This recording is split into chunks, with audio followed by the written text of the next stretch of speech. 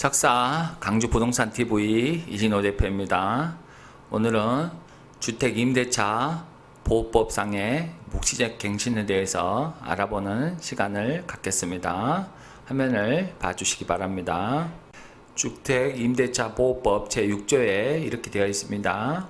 임대인이 임대차 기간이 끝나기 6개월 전부터 2개월 전까지 기간에 임차인에게 갱신 거절을 통지를 아니하거나 계약 조건을 변경하지 아니하면 갱신하지 아니한다는 뜻의 통지를 하지 아니한 경우에도 그 기간이 끝난 때에 전 임대차와 동일한 조건으로 다시 임대차한 것으로 본다. 임차인이 임대차 기간이 끝나기 2개월 전까지 통지하지 아니한 경우에도 또한 같다. 임대인이나 임차인이나 6개월 전부터 2개월 전까지 통지를 않은 경우에는 묵시적 갱신이 된다는 조항이 있습니다. 이러한 경우 임대차의 존속기간은 2년으로 봅니다. 존속기간은 2년으로 자동으로 늘어나게 되겠습니다. 이익의 차임에게 달하도록 연체하거나 그 밖에 임차인으로서 의무를 현저히 위반한 임차인에 대해서는 제1항을 적용하지 아니한다. 임차인이 두 번에 달하도록 차임을 연체한 적이 있을 경우에는 묵시적 갱신이 인정되지 아니하게 되겠습니다. 그리고 여기에 대해서는 여기는 형성권입니다. 그래서 임대인이 임대차 계약을 종료한다는 내용 증명이라든지 그런 것을 받았을 경우에는 이 계약은 종료가 되겠습니다.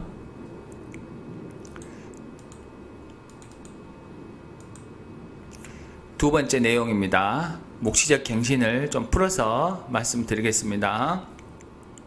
임대인과 임차인이 6개월 전부터 2개월 전까지입니다. 그러나 2020년 6월 9일 날 이렇게 개정이 됐습니다. 그 전에 계약하신 분은 1개월 전까지로 그렇게 되어 있으니 참고하시기 바랍니다. 그리고 아까 말씀드렸지만 계약갱신 청구권, 계약갱신 요구권은 1회에 하나여 행사할 수가 있습니다. 이것은 다른 개념이기 때문에 이것과 헷갈리면 안 되겠습니다. 계약갱신 거절권은 임대인도 거절할 수 있는 사유가 또 명시되어 있습니다. 이번 시간에 배우는 것은 주택임대차 묵시적 갱신입니다. 묵시적 갱신에 대해서 계속 보겠습니다.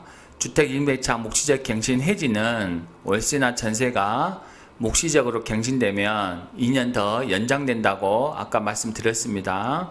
그러나 세입자 보호법이라고 할 수 있는 주택임대차 보호법에 의해 세입자는 언제든지 월세 또는 전세의 계약을 중도에 해지할 수가 있습니다.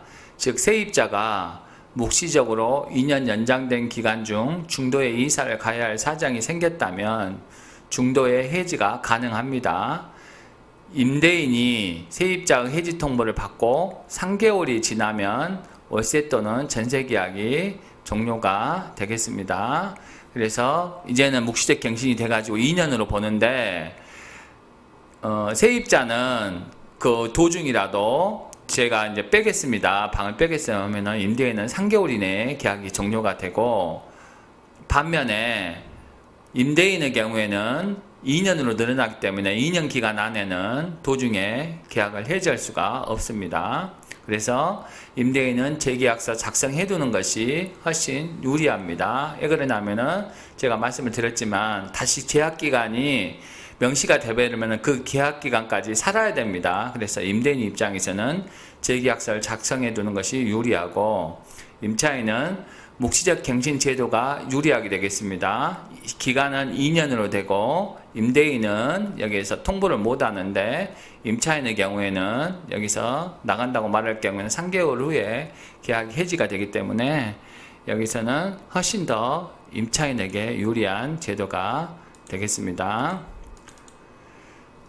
이제 마지막으로 한번 보겠습니다. 그랬을 경우에 중개수수료 부담 주체는 임대차 계약 종료 이전 임차인 사정으로 태거 시에는 우리가 보통 임대차 종료 기간까지 월세를 부담하고 중간 퇴거 시는 임대인과 협의 후 새로운 세입자를 구해놓고 나가고 중개수수료를 부담하는 것이 원칙입니다. 관례상입니다. 이거는 관례입니다.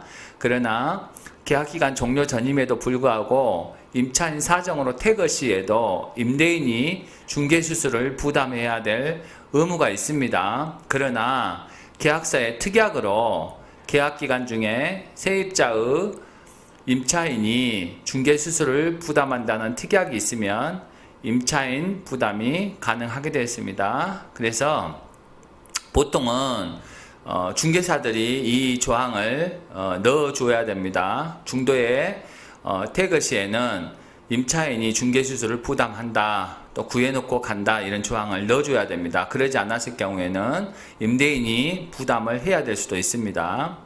세 번째, 묵시적 갱신 후 세입자 통보로 3개월 후 계약 종료 시에도 임대인이 부담을 해야 됩니다. 여기는 묵시적 갱신은 계약기간이 종료되고 재계약서를 작성하지 않은 상태이기 때문에 임차인에게 유리한 제도라고 했습니다. 그래서 3개월 후에 종료 시에도 당연히 임대인이 중개수수료를 부담해야 되는 게 원칙이 되겠습니다. 이상으로 주택임대차법상의 묵시적 갱신에 대해서 알아보는 시간을 가졌습니다. 1편에 대해서는 한산보증금 인해인 경우에 대해서 말씀을 드렸고 2편에 대해서는 상가 한산보증금을 초과했을 경우에 말씀을 드렸습니다. 3편에 대해서는 주택임대차법상의 묵시적 갱신의 말씀을 드렸습니다. 주택임대차법상의 묵시적 갱신에 대해서는 한산보증 개념이 없기 때문에 금액에 관계없이 묵시적 갱신은 행사할 수가 있겠습니다. 이상으로 석사 강주 부동산 TV에서 말씀드렸습니다. 감사합니다. 또 뵙겠습니다.